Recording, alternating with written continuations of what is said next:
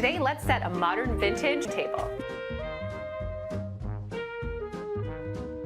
We're setting this table for a breakfast or a brunch, and I'm inspired by all those family gatherings that so many of us grew up with when we were kids around your grandparents or your aunt and uncle's tables. I know I have so many happy memories of gathering around my Grammy and Grampy's table at their house in the valley in Nova Scotia when we were kids.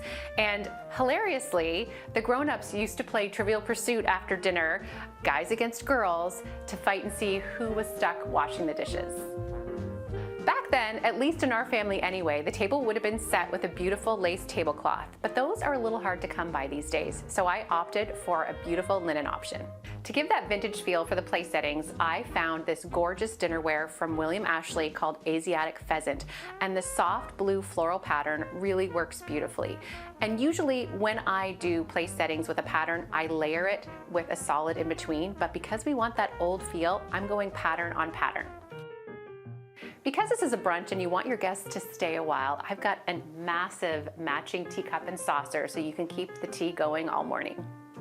I love to get creative with place settings, so instead of using a traditional napkin ring, I found these vintage-inspired drawer pulls to use as napkin rings instead. What you want to look for is a pull that has a back plate so that the napkin just slides right in between the two. I am obsessed with this vintage-inspired flatware I found. Not only is each place setting different, but every piece in each place setting has its own pattern or design. It is so pretty. You can recreate this look yourself by going to antique stores, which is one of my favorite things to do, and grabbing different silverware pieces as you go along. You just want to make sure that you find pieces that have a similar scale and shape.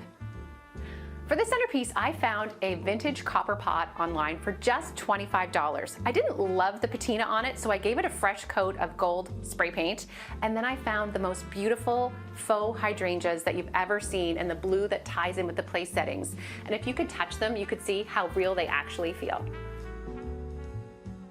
To bring back some of those happy family memories, I found some photos of our family across the years, and I printed them and scattered them down the table. You want to make sure that you do them in black and white so it unifies all the new with the old, and then vary the heights and sizes too, just to create visual interest.